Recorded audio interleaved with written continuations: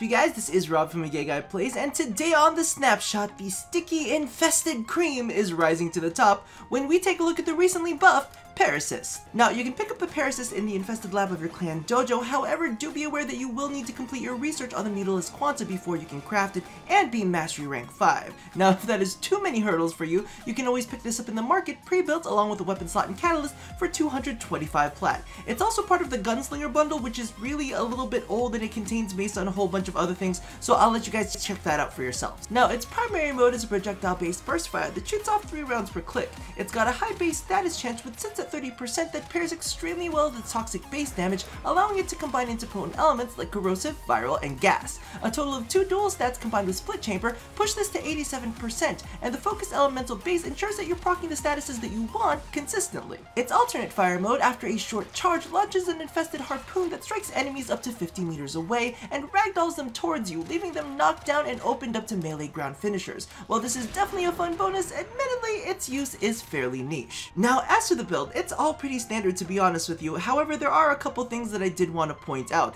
If you'll notice, I've actually included heavy caliber, and that's mainly because of the fact that the Paracyst has a really high accuracy on its own, which sits at 25, making it higher than a lot of bows. So I figured I'm willing to give up a couple points there to give it a little bit more stopping power, which is definitely something that Paracyst needs. Now, in addition to all of that, just like most status elemental based weapons, you really want to make sure to tailor your elemental suite to the enemies that you are taking on. Now, as you guys know, I forget that all of the time, but as you can see here, we're tailoring this build against the Grenier. If I wasn't using the Grenier, I would actually be using my Riven. Now, as you guys know, I am currently on the hunt for a unicorn Riven when it comes to my Euphona, so I didn't want to invest too much into this, but mainly because of the fact that the Paracyst actually got a bump to its critical chance up to 10%, I didn't feel too bad about taking a 199% boost to critical chance as well as a boost to flight speed. So that's what I'm working with for the moment. I'll actually show you both variations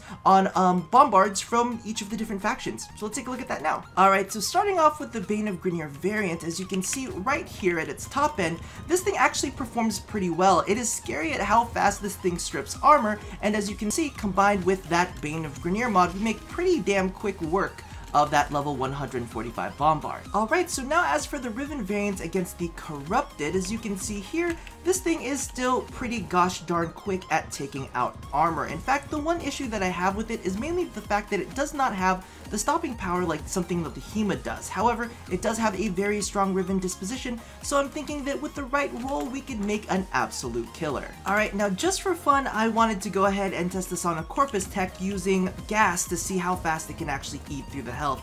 And as you can see here, it's actually pretty gosh darn impressive how fast that works. Alrighty, so all in all, after its buff, the Paracyst is definitely a bit of a powerhouse. With that increase to its status chance, it can easily shred through enemy armor using corrosive, or bypass enemy shielding by the use of toxin or gas. Now, the only area that it really suffers in is the fact that it doesn't have enough punch in order to mow through high-level enemy health. However, with the right Riven, just pray to the RNG gods, you'll be able to turn this thing into an absolute beast. Now, there is one last part of the rework that I didn't get to touch on, and that's the visual upgrades to its projectiles, but we'll talk about that in the gameplay. So when it comes to the facts, that's about it. If you want to stick around for a little more play, I'll see you there. Alright, so I'm gonna be real with you. I have been cheering for the Paracyst for what feels like ages now.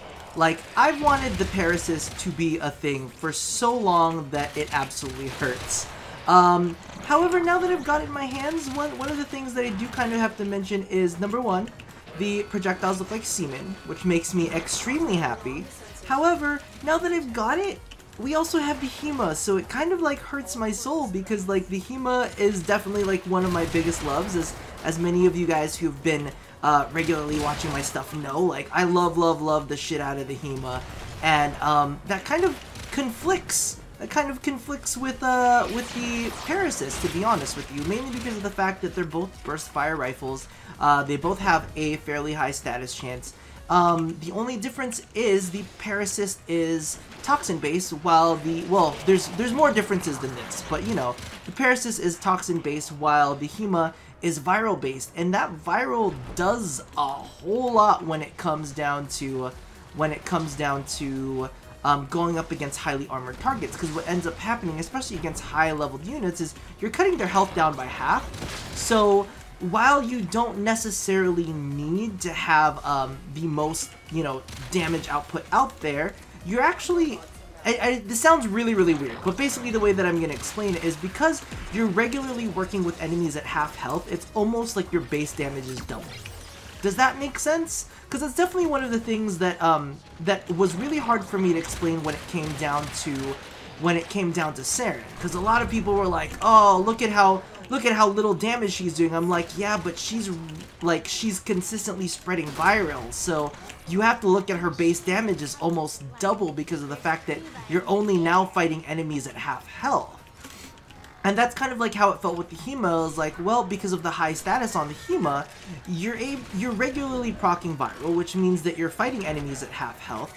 So you don't necessarily need to have the crazy high base damage, right? Because technically your base damage is doubled against enemies with viral. And I know that that's kind of like a roundabout way of looking at it, but you know, kind of like mechanically that's about right. Now, when it comes to the Paracyst, unfortunately, you don't get that luxury, and that's kind of like where you really see why you really see the Paracyst having a little bit of trouble with its like killing potential, is because of the fact that it doesn't, unless you mod specifically for it, you don't have that viral automatically built into the weapon. Now, the thing is, you know, with I believe with the Hema, you could do gas and viral, which effectively cuts your enemy's health down by half, but also gives you the shield bypassing. And same thing goes for armored units, you know? You can strip their armor, but number one, you could also cut their health down by half, and number two, not only that, but I believe that Grenier Flesh is weak towards viral. So you get that like almost triple dipping bonus because of the way that viral applies itself, and that's kind of why the Paracyst is not on par with the Hema, but it's very close. It's very fun for those people, because I know that a lot of people are still frustrated or have not picked up their Hema yet, or begrudgingly are not doing it because they feel like the energy costs are too high, and you know, people have those emotional attachments. That's just what happens sometimes. So if this is definitely an alternative to that. And it's a little bit easier to get, you know, it's just research, and it doesn't have as high as a cost. It's kind of as good. It's very reminiscent. So I'm going to put this out there. So this is almost one of those, it's kind of like progression if you think about it. It's almost like a stepping stone. It's like you get the Mutalisk Quanta first with its weird shit that's going on with it.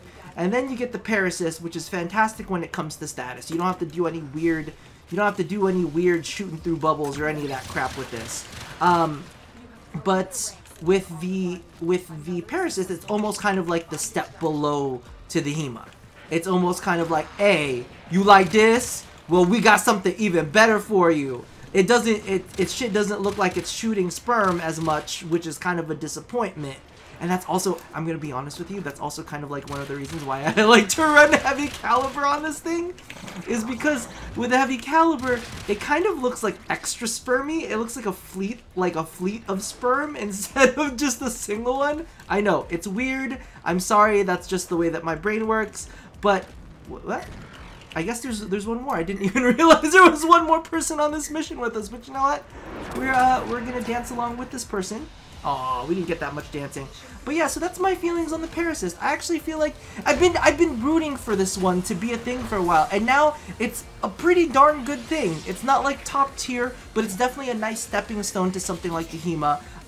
It fires off C-mini projectiles, which I'm very, very happy about. It's customizable to the faction that you're using, and that's kind of like a cool thing to keep in mind too, is because it'll almost teach players who are doing those stepping stones exactly how to use status appropriately and how to mod for each faction appropriately. So I don't know if that's, I highly doubt that was like all in DE's plan.